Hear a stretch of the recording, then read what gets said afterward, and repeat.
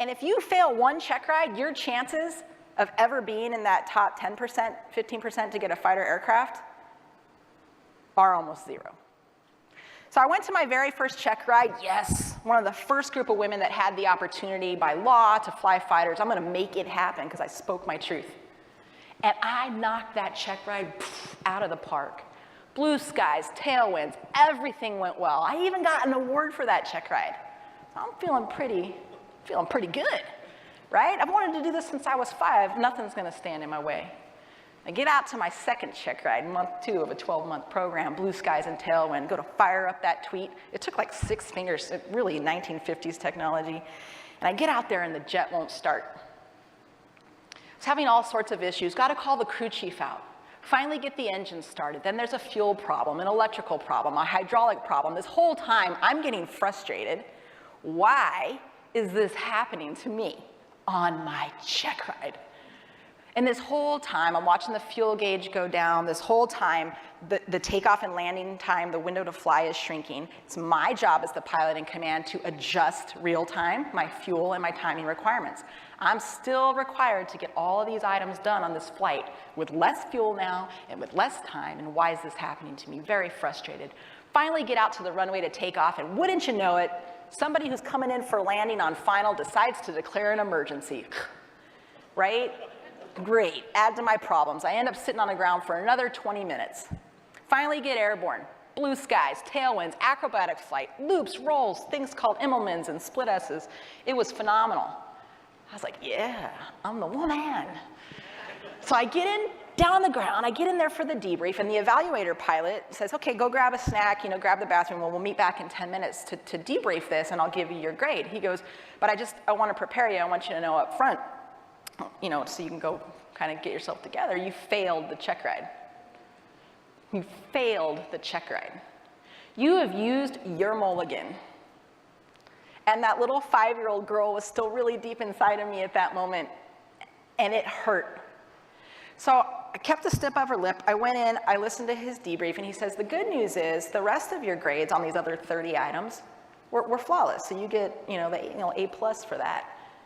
I said, well, why did I fail? He said, because your flaps were 2% out of tolerance for takeoff. 2%. I promise you, on those little gauges, 2% is the width of that darn little needle. Flaps are very important. They're a part of a wing that you put down for takeoff and landing because they generate lift. And lift away from the ground is very important if you'd like to fly. And so ultimately, what I did was dangerous, and what I did was unsafe. I had put those flaps there, nobody else. Nobody else.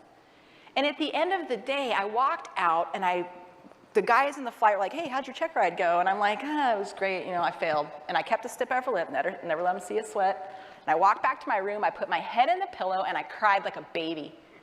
And I said to myself, I'm quitting, I'm hanging up the G suit, I'm not even gonna graduate.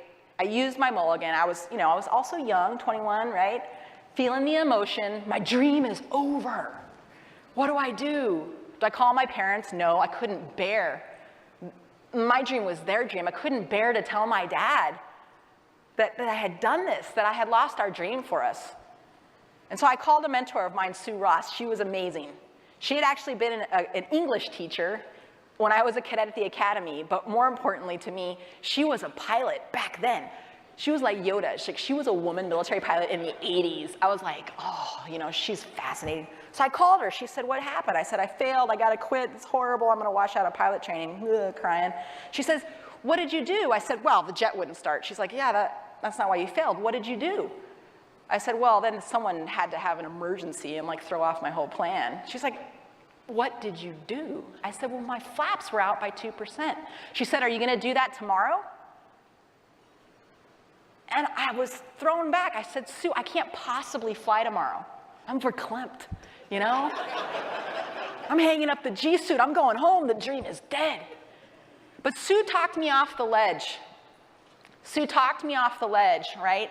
She reminded me to have the long game. She reminded me that I had many more opportunities in my future starting tomorrow when I got back in that jet to try again, right?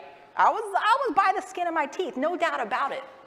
But this fighter pilot, now 21 years later, this Thunderbird pilot, who's been on one of the best teams in the world, learned a very valuable lesson that day, which is that failure is the price of entry for achieving something great. Failure, risk, knowing that there will be failures along the way is what it takes. It's the price of entry for being the best. Now I'm 13 weeks pregnant. It's February 13th, 2010, Snowmageddon in Washington, D.C. You remember Snowmageddon? Okay, so they shut down the Pentagon. The whole city shut down. They're like, uh-oh, we need people to go into the Pentagon, one person per office, because if World War III breaks out today, we need somebody there. My husband and I volunteered to do that. 1, because we lived inside the Beltway. 2, we didn't have kids. 3, we didn't have to drive far. There was just a lot of reasons. So I went in.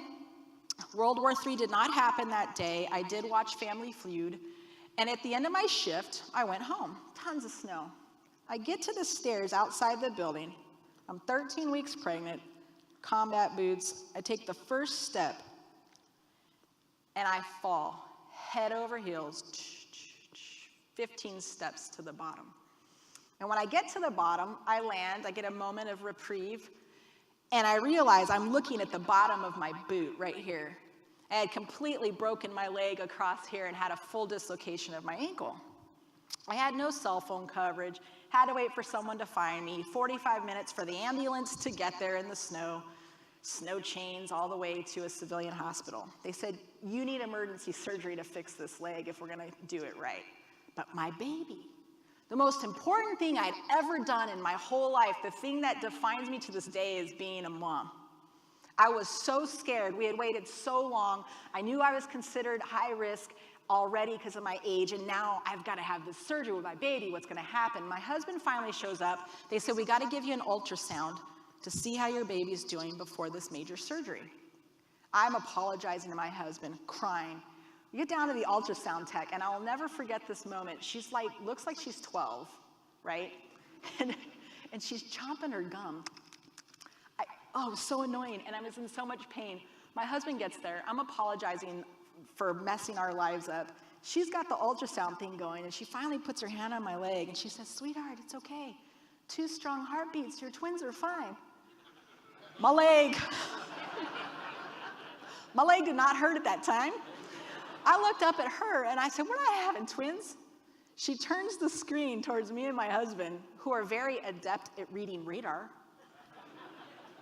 And so the joke in our house is that I fell down the stairs and the baby broke in half.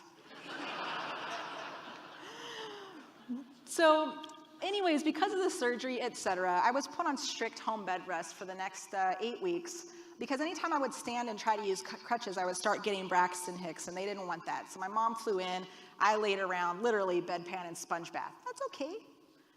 Well, at 21 weeks, unfortunately, I started contracting heavily. I was taken up to Walter Reed National Naval Medical Center, where they took a look at me and promptly brought in the chaplain, the social worker, the counselor, and the psychiatrist. You can imagine what they told me. You're 21 weeks, this isn't gonna work out. I am like, excuse me, this isn't gonna happen.